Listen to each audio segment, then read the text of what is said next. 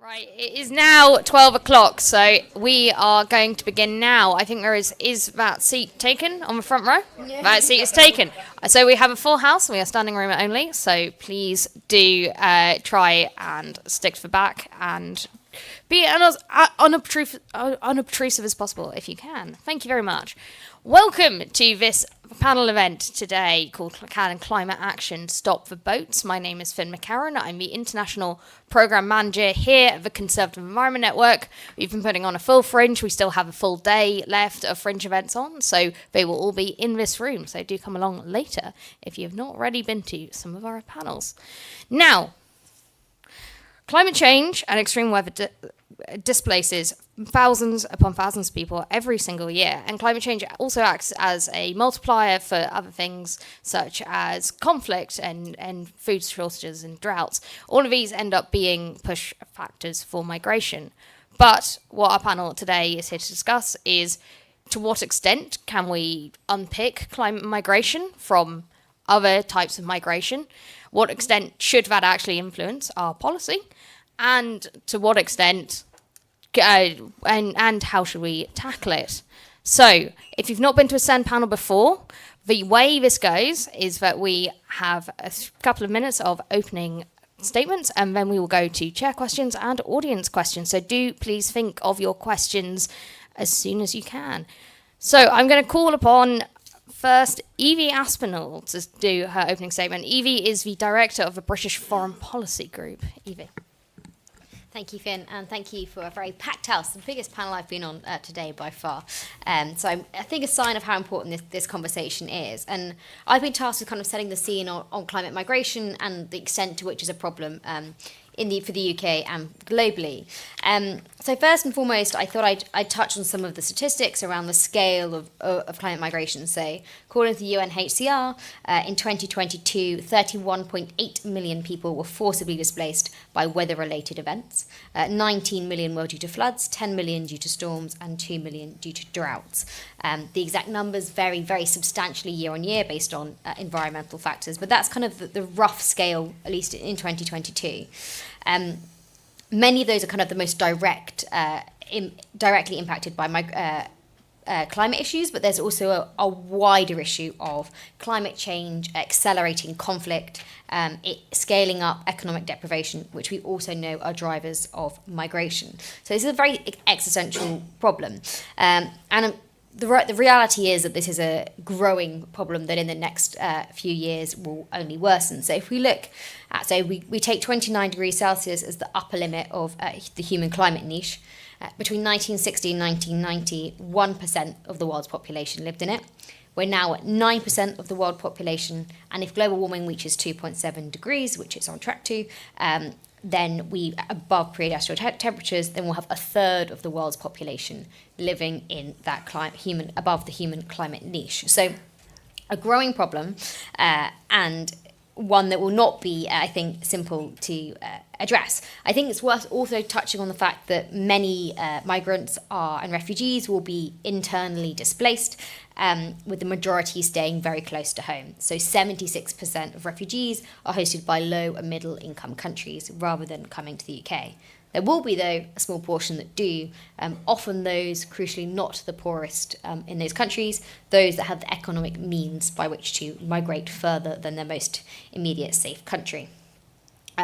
Tackling migration then will need a multi-pronged approach because we see that climate change is a driver. There are many others as well, conflict and economic being among them.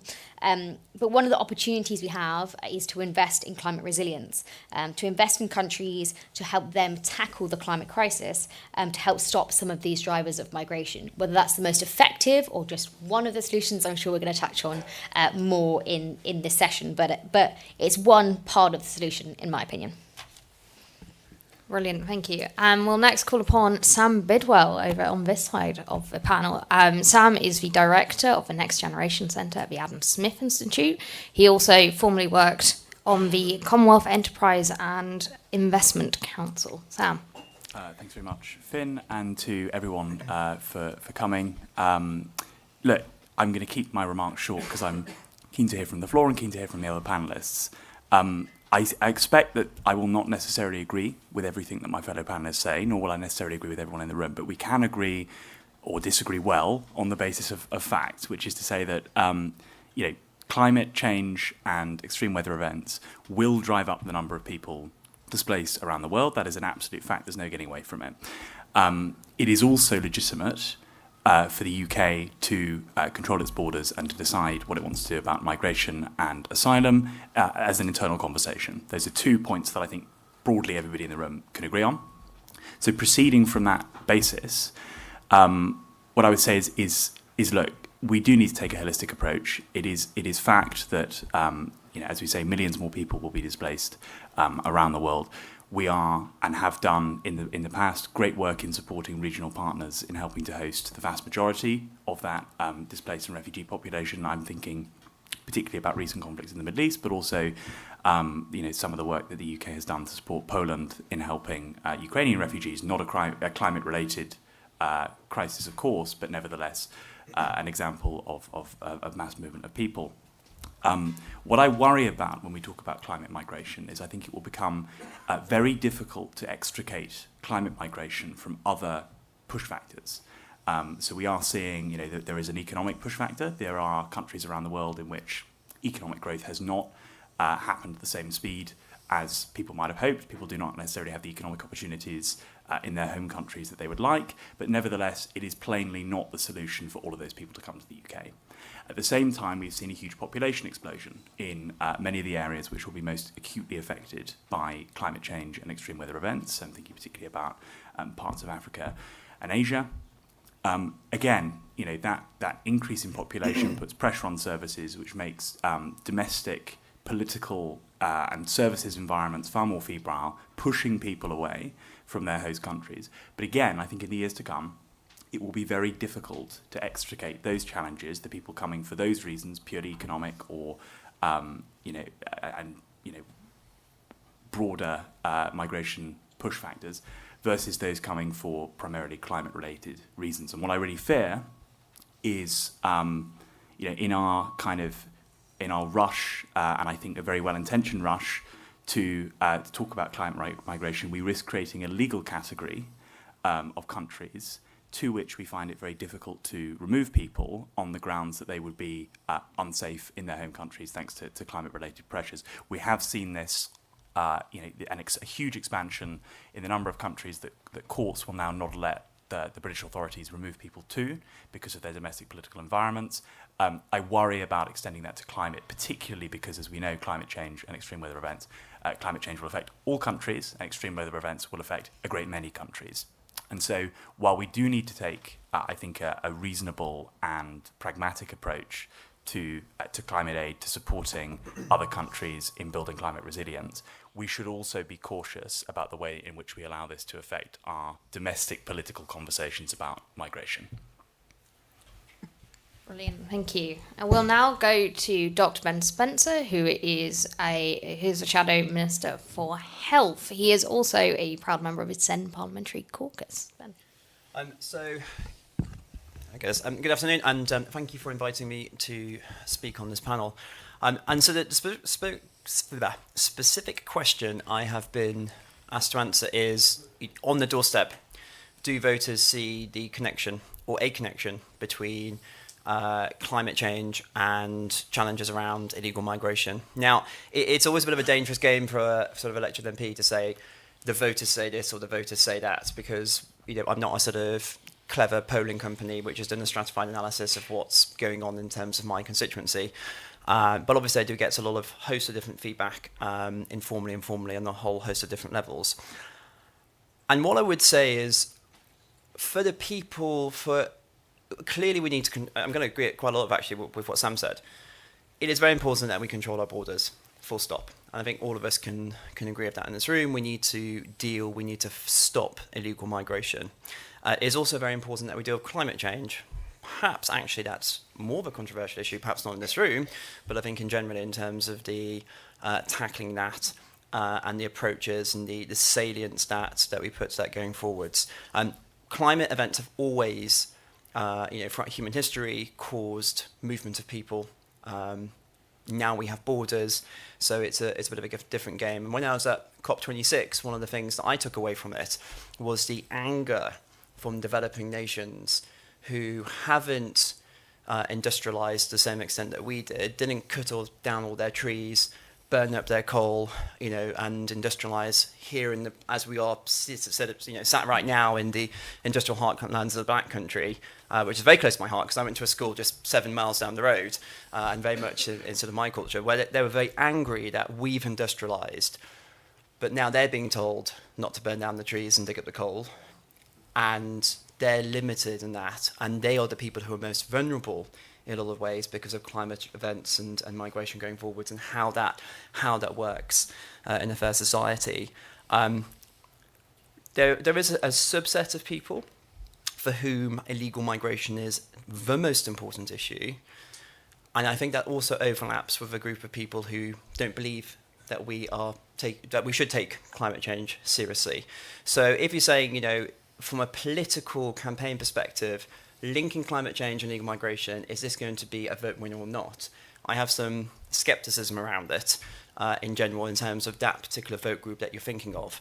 That being said, they are linked, in my view, and they are both incredibly important issues. And climate and environment is one of the top issues that comes up in my constituency all the time for a whole host of reasons. We do need to keep on talking about the push and the pull factors. I think every discussion around illegal migration needs to talk about the pull and the push factors. I think it also needs to revolve around the fact that people who decide to make the incredibly dangerous journey to get on a boat to come to the UK are rational actors.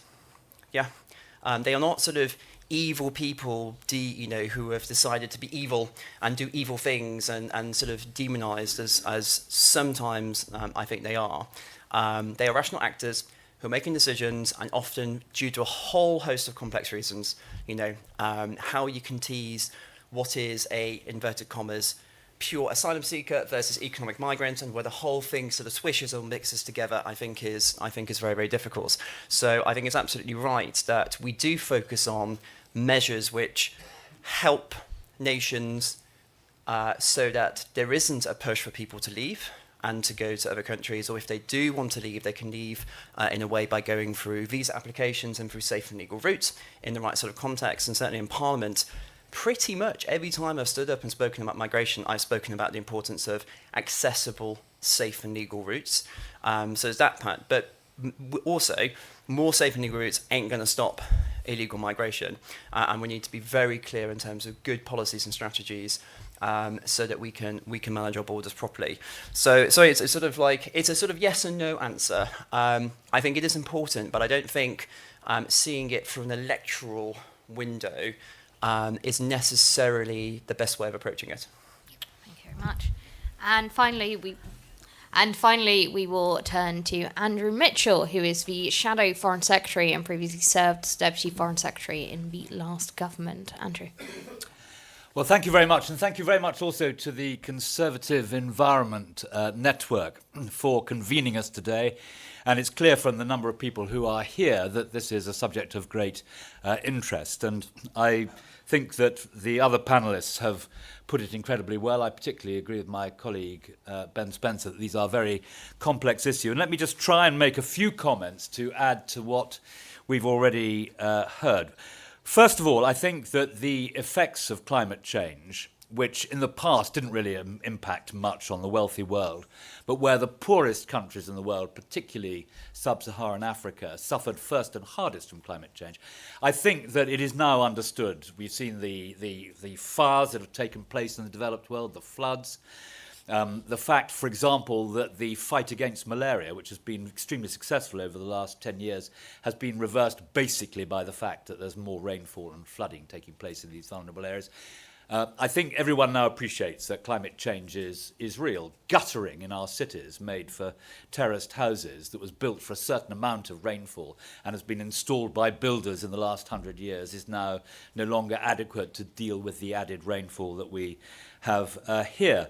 And also, when you come to migration, I went earlier this year to the border between Chad and Sudan. It's most awful visit I've ever done, and I've done a lot of visits to very difficult areas, and I met all these women and children, not men, because the men had either been murdered in Sudan or had gone into hiding, coming across the border, fleeing across the border from Sudan and Darfur into Chad, into the hands of the international community who were looking after them. We were able to talk about what had happened, and many of them had fled because they were being driven out by guns and bullets, but quite a lot of them actually were coming because of the impact of climate change, because that they could no longer grow their crops. And I saw the same thing in Ethiopia as well, where, again, the effects of climate change, the fact that people had sold all their possessions to get food, then they'd bought enough to grow seeds. One more throw of the dice as they planted the seeds, and the harvest failed, and they then had to start to migrate. This is the reality of what we are seeing. And also the Archbishop of Canterbury made a very good speech a year or so ago, where he talked about the number of feet that would be marching towards Europe as a result of climate change. And Prime Minister Abiy in Ethiopia, he said to me, I do hope you realise that unless you help us feed people, unless you help us with our economy, you're going to see hundreds of millions of feet marching north towards Europe. And that is the reality. And I think that this is a good time to make the point that the entire thrust of British international development policy has been to try to build safer and more prosperous communities over there so that people don't need to migrate. And during the course of the Syrian emergency, we did some very interesting work with those who've been driven out of Syria by the fighting. And remember that in a country of about 22 million people, half of them were on the move, 1 million coming across the sea to Europe, but 5 million internally displaced and 5 million in the camps around in the surrounding countries, in particular in Jordan, in Lebanon and in Turkey. And we asked them what they wanted to do. They did not want to come to Europe, most of these people. They wanted to go back to the place from which they had been driven. Once it was safe to do so. The same is true of climate change. If we are able to impact on the ground and stop people having to move, they will not move and they will want to go back, as all those Syrians did. And Ben, I think, referred to the anger in the south about different rules applying to our industrial revolution to their industrial revolution. That is absolutely correct. And one of the things the last government did was to pledge really very significant amounts of money.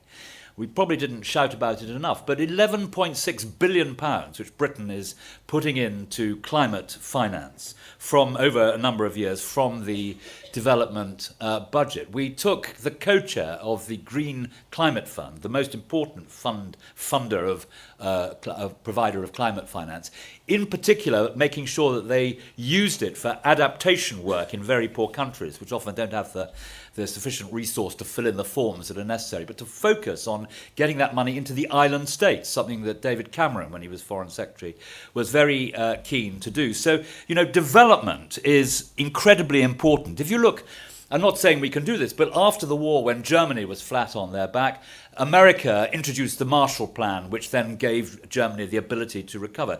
If you look at countries like Kenya and Uganda, which are enormous holders of migration, out of all scale to Europe, the number of people in Uganda and Kenya, for example, who are coping with migration. If you help these people develop their economies so that they are able to provide a reasonable standard of living, then they will not need to migrate. And we need to remember that that is the key part of the international development budget.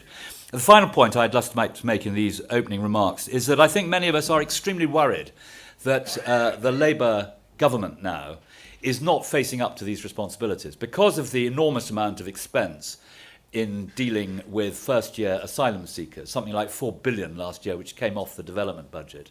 Jeremy Hunt, as Chancellor of the Exchequer, agreed to increase the development budget by £2.5 billion to help cope with that.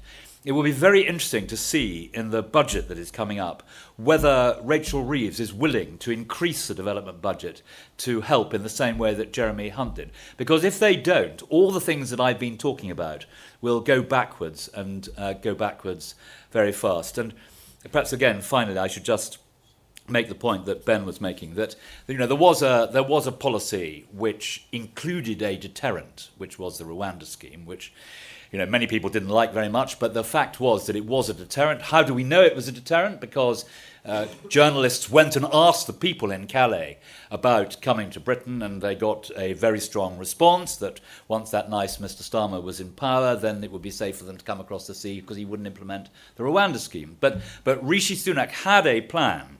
And in spite of the words that are being used by Labour now, that plan, apart from the Rwanda scheme, is not much changed. We understood the importance of good relations with European countries who face a similar problem. Rishi restored the relationship with Macron and the French. We increased enormously the number of people processing the applications. Labour may or may not have done it more, but it was already in train. And there was effectively a border command, and there was also effectively upstream work being done by the agencies, by the intelligence services, to which we don't talk about, to frustrate what these evil people smugglers were doing. So we need to work with our European partners on this. We need to recognise all the things that Ben said as being true. We are in a position as a country to help move the dial on tackling this scourge of climate change. And we have, I would submit, put our shoulder to the wheel and provided immense amounts of climate finance and British technology and British know-how to try and help people who are desperately vulnerable to it. Thank you. Thank you very much. And hopefully that will be excellent framing remarks for our discussion. So can I just have a show of hands? Has anyone got a question already? Let's see how many questions we've got. Yeah, we've got quite a few. Do you have a roving mic coming right down to the front? Because I think there's a cluster over this side. We'll take 3 or 4 questions and then pose them to the panel. Please do try and make them short and actual questions. Roving mic down here, please. Thank you.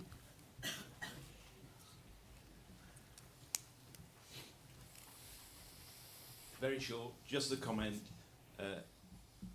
Evie's introduction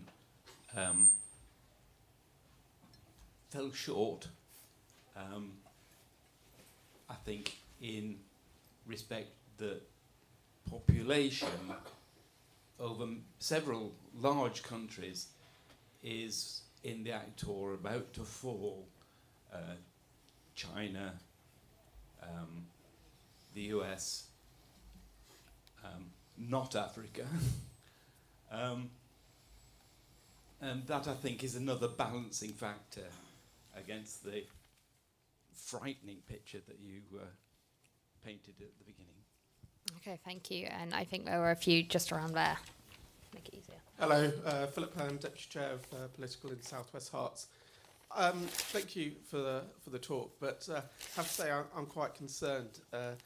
Is sort of messages like this really going to win back Reform voters, or is this the sort of conversation that should be having at a West Hampstead dinner party? Okay. And was there another question over in this corner? If not, can people put their hands up? Okay, across the aisle then. Thank you.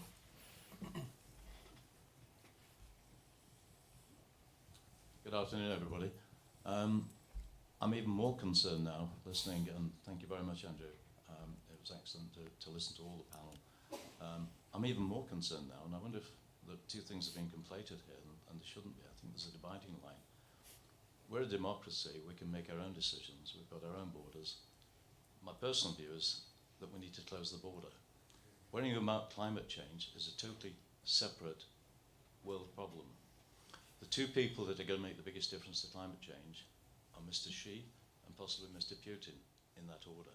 Having listened to Alicia Kearns yesterday and her concerns about where China is going, in particular, what they're doing in Africa and what they've done in Sri Lanka, we have, as a small country with limited land, to get on board on the world stage to understand what these people are intending to do, because the biggest effect on climate change is going to be the decisions they make. I think our effect is, whilst we can include ourselves at the table with the G7, I think we don't have a big voice, and I think we shouldn't try and overplay our hand, and I think we should listen to where it's going to be. Anticipation of what's going to happen is the biggest thing that we need to do. And I think we're trying to micromanage things sometimes, and we need to look at the G7. And this happened in particular during the pandemic. The G7 could not get together. They couldn't actually look at the world's population. Thank you. If we could, sorry, why don't we take these three in turn? Evie, as you were name checked in in the first question, do you want to kick off answering any of these three? Yes, I would respond with the fact that the population growth we're seeing in Africa and Asia will vastly outstrip population lack of growth that we see in perhaps the US, Japan, etc. And also disproportionately, the migrants are coming from Africa and Asia, and they're particularly impacted by climate change. So actually, I think it is still quite a bleak picture, because those are the nations that will see an increase of irregular migration from. I'll leave the winning back reform voters to the politicians on the table. That sounds like not my problem. Finally, just on the dividing line, I do think that there's a question here about whether it's useful to talk about climate change and migration together, because as you say, they're both separate and interrelated issues. Climate change is driving migration, but also actually, are those conversations constructive at the same time? And one example I would give is, so we do lots of public opinion polling, and it's on aid rather than migration, but our most recent statistic was that 56% of Britons didn't think that aid addressed irregular migration effectively.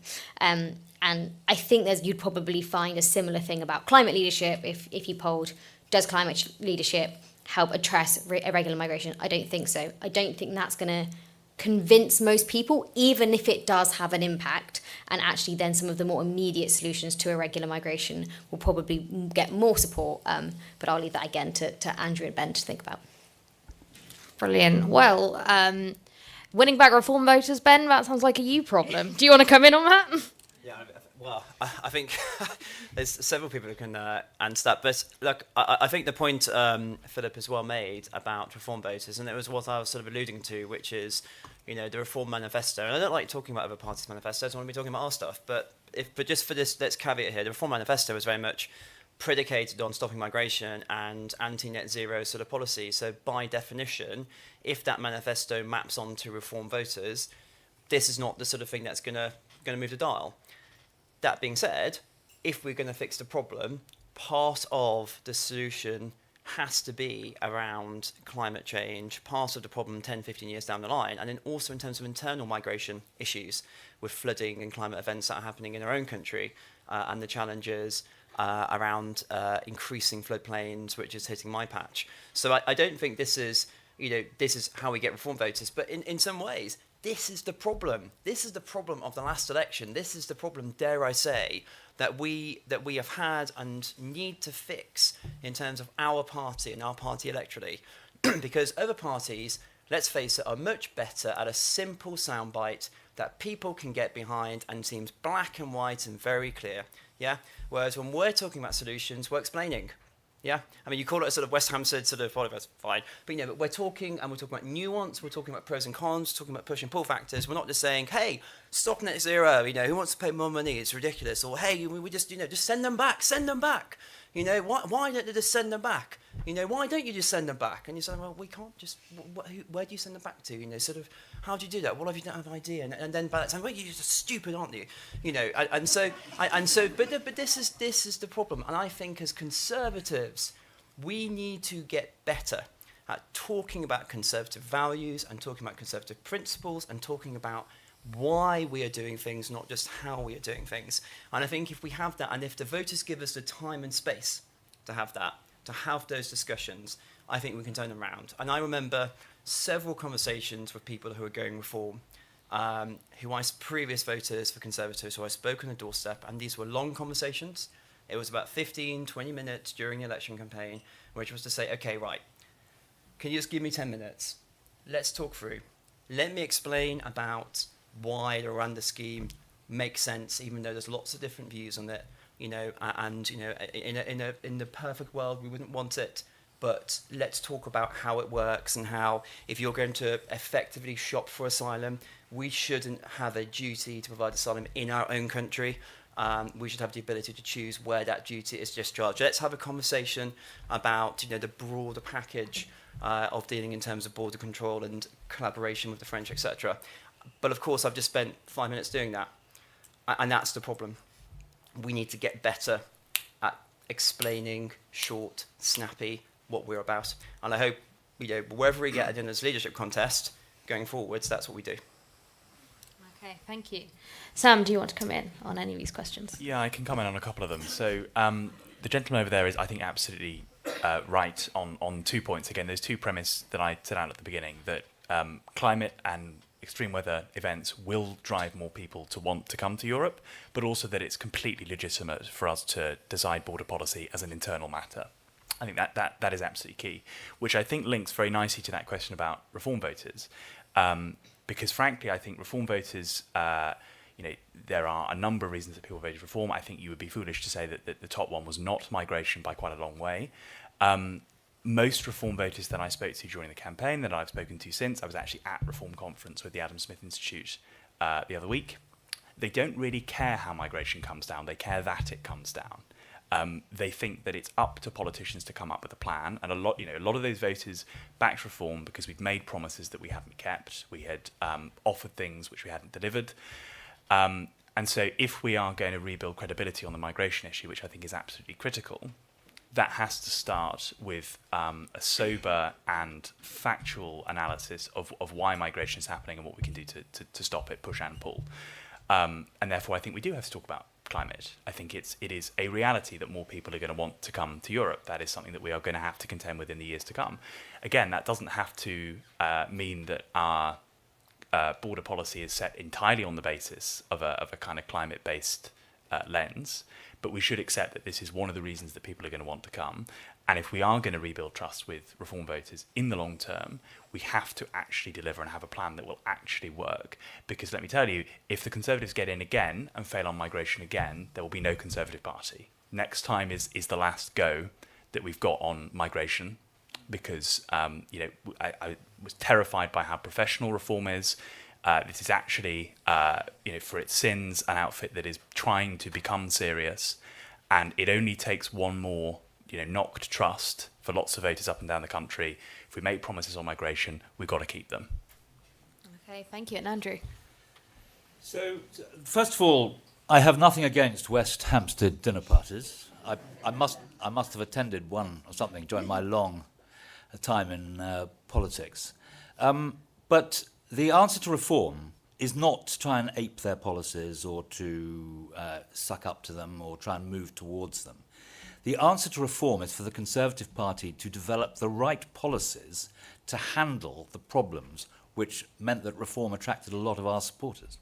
So instead of trying to cozy up to reform, what we need to do is to come up with those policies. And being in opposition is absolutely bloody. I can tell you, I've done it before, and Jeremy Hunt and I are the only two members of the last Conservative shadow cabinet. It's a nightmare opposition, but the one thing you can do is you can go and sit at the feet of the cleverest people on these matters. You haven't got the problems of the daily grind of government, and you can go and work out what the answers are. And there will be answers. Britain is blessed with an enormous number, actually, of extremely good centre-right think tanks and bodies and so forth, which will enable us to get the right policies. And never mind about the Tories not getting elected again.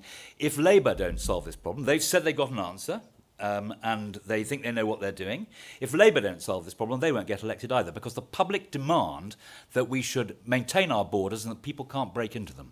So that's what the public demand. And we have to come up with an answer. So that is the way to deal with reform, and incidentally the Lib Dems as well. It is to have the policies which attract people so that they don't have to slide off to these other parties.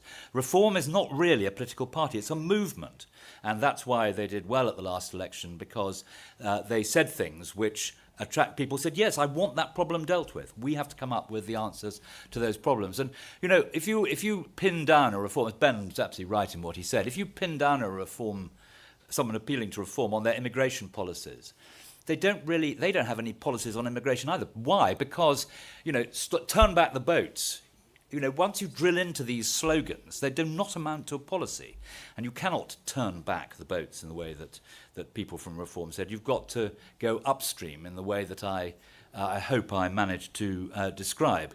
And the answer to the gentleman's point over there about, well, Britain's a small country, we're not really suffering from climate change, why should we bother, is that the world is now, a globalised, integrated place, and we have to tackle these problems with our allies through the G7 and all the others. And the problem at the moment is that the international rules-based system, which we really need, and which Britain has been punched way above its weight in respect to the international rules-based system. If you want to tackle the problems of the next generation, and our generation, which are real, they are migration, pandemics, climate change, you need international cooperation to do it. And Britain has shown some leadership on all three of those. But the international rules-based system has been effectively atomized by the appalling behavior of Russia invading a sovereign nation, butchering its citizens, bombing its infrastructure, war again in Europe. What that has done to damage and seriously damage the rules-based system, coupled with the fact that narrow nationalism has been rampant in recent years and moved a long way since 2010, when the international system had much more heft behind it. That is a very worrying factor, and I hope very much that Britain will exercise leadership, which I do believe we were doing. I think that Rishi Sunak and David Cameron on the international stage were effective at making some of these points, and I very much hope that Britain will continue to pull its weight in that respect. Great. Ben, did you want to come back briefly on? It was just a very brief point about the sort of doorstep conversation, which is I just wanted to add, I feel very strongly that voters are never wrong, and I think it's a crazy politician whoever sort of starts thinking voters are wrong. I think the voter is always right, but what is wrong is my ability or the message that I'm putting across and how that competes with somebody else's message. And so I think a lot of this is, just reiterating, whatever someone believes in, I don't see that as a wrong or right.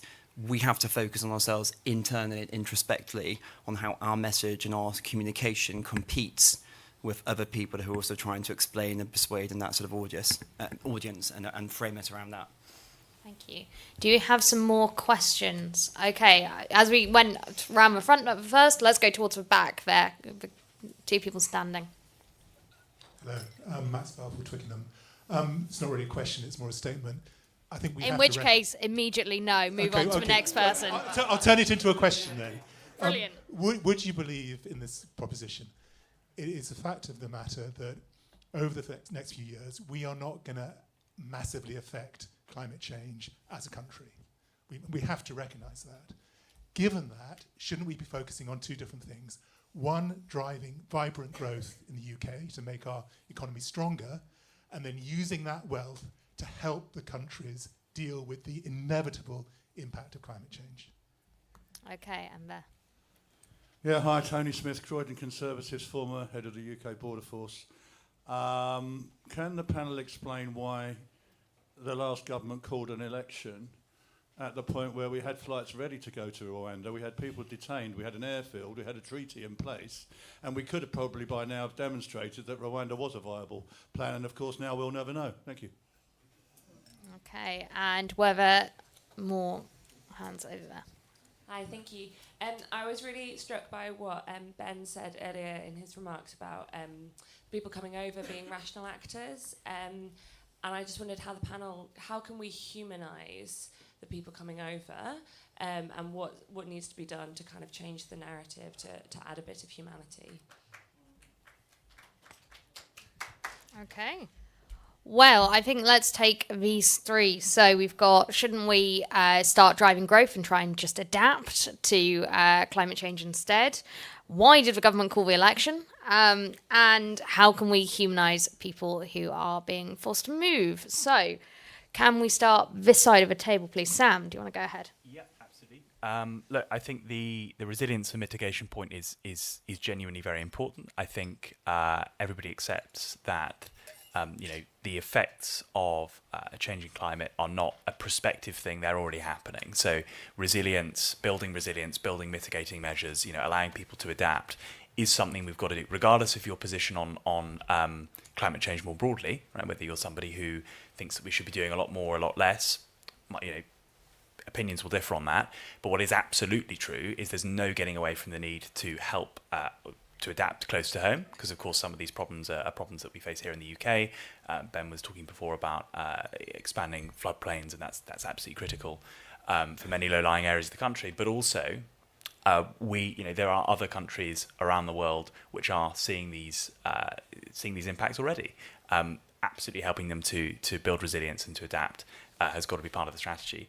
Can I explain why the government called the election? No. Others probably better placed to do so. But you'll be unsurprised, Tony, that I agree with you. It would have been good, as they say, the proof of the pudding is in the eating. You get one flight away, all of a sudden we've got more credibility to talk about migration. I personally can't explain why that decision was taken, and I certainly found on the doorstep that this question proved exceptionally difficult to answer. And on that final question around humanising people coming over, I think this is also really important. I think this is one of the things that distinguishes the Conservative Party from parties to the right, from Reform and from Reform's predecessors. It is actually possible to take the heat out of the debate whilst being substantively tougher. So I think one of the things that voters punished us for last election was that we talked right in many ways. We talked a tough game. In some of the comments that were coming out from Conservative politicians set people in Middle England on edge, and I think understandably so.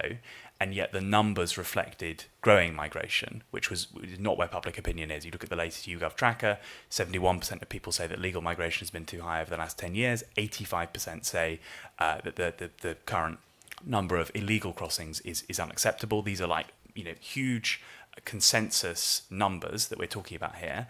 And yet we failed to deliver substantively, but rhetorically, I think certain figures in the Conservative Party tacked to the right in a way that upset, made people uncomfortable, certainly in kind of Middle England shires. I think it's possible to maintain a tough position to say, look, we want to achieve these ends, which are agreed upon by the vast majority of the public, but also to do so in a slightly more analytical, policy-focused, substantive way.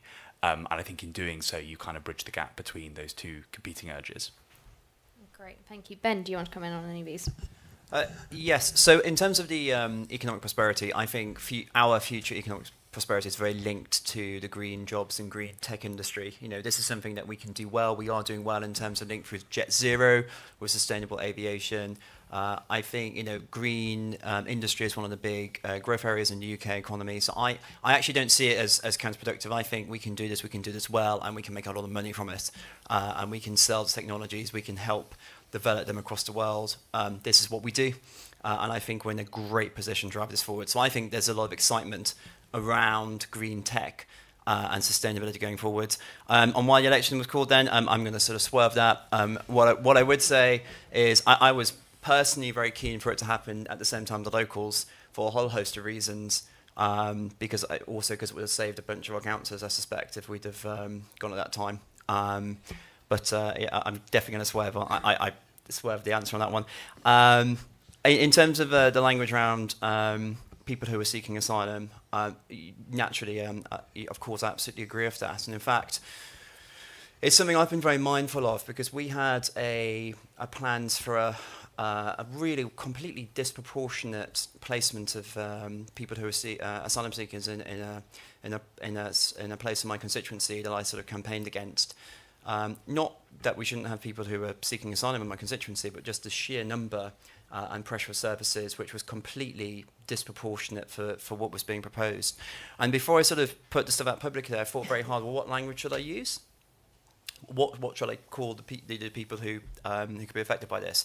And in the end, I landed on what the government's language was, because I thought, well, let's stick with that, which was to call people asylum seekers. Personally, I don't like that way of approaching, because it's describing someone by status as opposed to by who they are, and so I'd rather people who are seeking asylum. And we have this, I'm a former consultant psychiatrist, we have this in medicine all the time. You are not a schizophrenic, you are someone who has schizophrenia. You are not someone with diabetes, you're not a diabetic, or a demented, you are somebody who has dementia. And I think language is very important around anything that we're dealing in terms of dealing with people.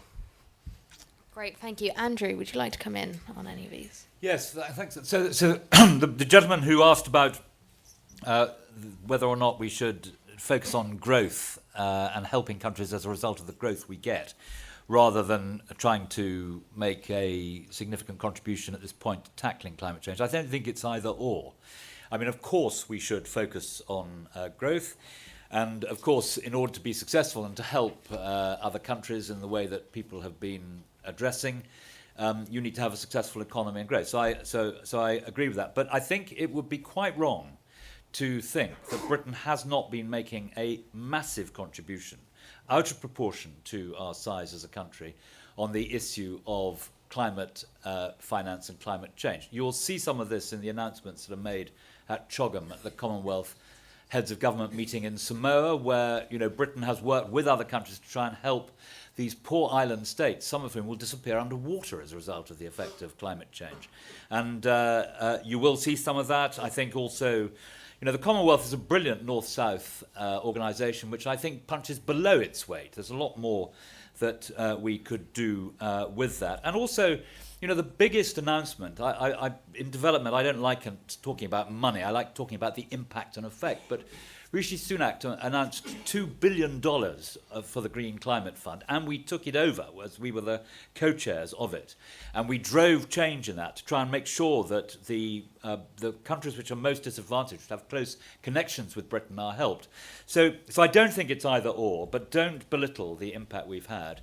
And I obviously I hope Labour will continue to have that priority. But remember what I said about the budget.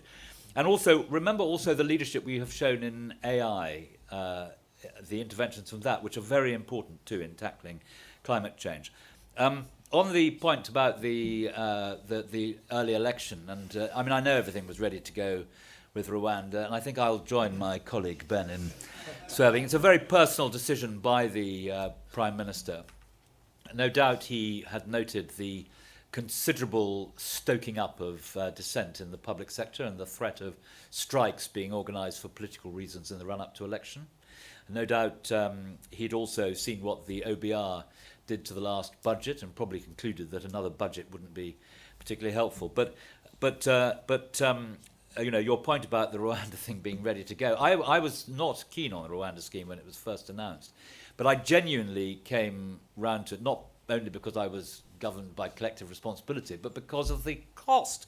The cost, £4 billion, first year asylum seekers that Britain was facing. And I thought that we do need a deterrent, and I think that Labour will find that the lack of a deterrent makes their job very much more difficult. Then finally on humanising, I hope that all of us on the panel have been careful not to demonise and to humanise in what we've been saying. And, language is very important. I completely agree with that. We've always in this country been, since before the Huguenots came here, been proud of being a safe haven for those fleeing persecution, but not a soft touch. And of course, if you manage to allied those two so that there's more people coming than you can genuinely help who require a safe haven because they are fleeing persecution, the whole system collapses. And I would just point out that as part of his 4-point plan, Rishi Sunak said that when we had got a policy and an impact that stopped the boats, he was open to looking at safe and legal routes. And many people believe that that is the final part of the equation you've got to have. He was clear that that was right, but at the right time. And I hope, too, you're not hearing that from the Labour Party. I hope that you'll feel that that, too, is part of the decent approach that Britain has already been very proud of. Thank you. And Evie? I think others have touched beautifully on how growth and climate change aren't mutually exclusive. And not least, I think we should talk about, and it's kind of out of fashion term, but levelling up and the benefit of tech clusters, particularly in climate, for supporting regional communities in levelling up. And I think that's an important part of the conversation as well. I would also say that on the mitigation point, the prevention is often cheaper than the cure, and that if we can tackle climate change before the worst effects, that will ultimately be cheaper in for us and for the world, which is only a good thing in my mind. And then on the humanising migrants, just sort of an anecdote from focus groups that I was doing during the time of the fall of Afghanistan and the exit from Afghanistan. At the time, it was really noticeable. It was very strong in a lot of the focus groups we were doing, concern about migration, irregular migration particularly. And then after that immediate crisis, the focus groups really did shift. And the primary driver of that was a big story in The Sun about one of the people coming over in a boat who was coming to meet their fiancé, and they were coming to be reunited with the love of their life.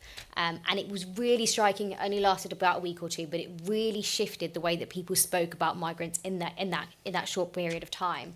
And I think highlighting some of those stories when we can see the immediate challenge and they can see actually these people are human, can be really powerful in the conversation.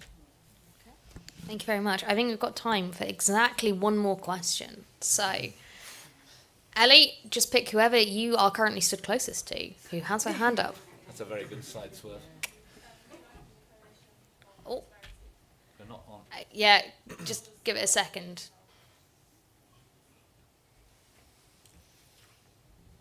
Gulai from Okay. the Coalition of Global Prosperity. Water's been increasingly used as a weapon of war in various contexts across the Middle East, and particularly referencing the use of the Euphrates River running from Turkey, Syria to Iraq, and the impact that has on drought and Syrian refugees arriving in Europe.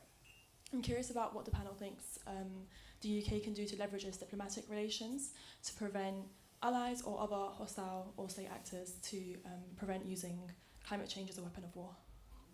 Okay, thank you. So we'll just tackle this one question and then we will go into closing statements. Andrew, do you want to start? Well, water, you're quite right that water is a vital issue. If you go to Jordan, the first thing ministers there will tell you is that they are the second poorest country in terms of water in the world. If you mentioned the Middle East, but look at the impact of countries taking a nationalistic approach to water in the Himalayas. And of course, in Africa, we've seen the same thing. So you're quite right about the centrality of water. And if I may say so, Dr. Liam Fox, has written a very good book about water and the likelihood that if we don't take action, again, through the international community working together, then the outlook is pretty bleak. So I agree with you. Britain has focused more on making sure people get clean water. We were very proud during the early years of the last Conservative government under David Cameron that Britain was responsible for procuring people to have clean water for every citizen of the United Kingdom, one person a year, so sort of 60 million odd extra people getting access to water. But the cultivation and use of water, which is what you were referring to, is a real problem. And I think through international treaties and international negotiation and some work from Britain too on that, we can make progress. Thank you. Sam or Ben, do you want to come in on this? I can come in quickly. So alongside my work at the Adam Smith Institute, I also do a fair bit of work in Iraqi Kurdistan. So this is something I've seen up close and spoken to people affected directly by it. It is, as Andrew was alluding to, it is the issue that comes up every time, whoever you speak to. It is regarded as one of the biggest long-term challenges in that region. And it's not the only region. We think about the Nile also, we think about the Himalayas. The critical thing, I think, is that Britain is not in a position to brute force this kind of difficult, complex challenge. It has to be a sensitive and nuanced, cooperative approach, leveraging the good relationships that we have in large parts of the world, and strategically using our development aid to think not just about what people need right now, but what people need in the long term. So water infrastructure, thinking about reservoirs and dams and aquifers, all these key investments that we can make to support partners in the long term in order to prevent conflict. When a resource becomes more scarce, of course you're going to get conflict over it. This is the kind of unfortunate pattern of human history. But if we can prevent that scarcity now, then we can prevent in the long term more conflict and thus more irregular migration. So, if we're going to spend money abroad, water is absolutely one of the best things to be spending it on. Thank you. Ben or Evie, anything to add on on this? In which case, let's go to closing statements. If you guys could talk for 30 seconds or maybe 1 minute on any final reflections you may have, and we'll start on this end. Well, I think just once again to thank you very much for organising this meeting, to recognise that the Conservative Environment Network is a very important part of the Conservative Party, and to encourage what you're doing in Parliament as well. And I think to recognise that the progress that has been made under the last Conservative government in many ways is significant. Of course, the problem of migration is enormously difficult. We will have to come up with the right policies to deal with that. But as the Labour Party are finding, these glib solutions when you're in opposition don't work when you're in government, and they are discovering the hard way that that is true. But don't forget the excellent record around this area that the last Conservative government did have. Don't poo-poo that, and let us work together. This is an excellent organisation to do this in. Let us work together to come up with the right policies that address what I will call the West Hampstead dinner party problem. Thank you very much, Andrew, and thank you for your kind words about Sen. Evie? Really just to say that, and kind of as I touched on at the start, that this is a growing pressing issue. There are lots of other many growing pressing issues, and no doubt we'll have to compete with many of them as we kind of think about what the UK's role in the world should be. The UK has had in recent years a really strong reputation on climate leadership. I think it's a real opportunity for us to both cement our position on the world stage, show our value to the world, and also meet some of the most immediate challenges that we face. Brilliant. Thank you, Ben. Thank you. Also reiterate my thanks. I suspect if you take the top 5 across all constituencies, issues, climate/environmental issues and immigration are definitely going to be in those. We have to tackle them, as I'm sure you'll all agree. But I think it's particularly important to go back to the start that we are able to communicate our vision for tackling both. And that may be linked or it may be sort of disconnected, but we need to get better at explaining to people. Great. And finally, Sam. Great. So first of all, thanks to Sen for the invitation, for the work that you do. Others have spoken more eloquently than I can on climate, but what I will say on migration is this is something we absolutely have to tackle as a Conservative Party. We've got to have a clear plan on it. That starts by understanding some of the structural drivers and structural challenges, not just of the next 2 or 3 years, but of the next 20 or 30 years. We've been blindsided by an uptick in migration globally already. We're in that position now. We need to make sure that we're not in that position again in 10 or 20 years' time, because this issue is not going away. Okay, thank you very much. In which case, I'd like to thank all of my panelists. Our next event will be in the Sen Room in half an hour, and it will be on, it's called Crude Awakening. Is the UK ready for their energy transition? So do stick around. We'll be refreshing catering there. Thank you very much. Well done, you finished early.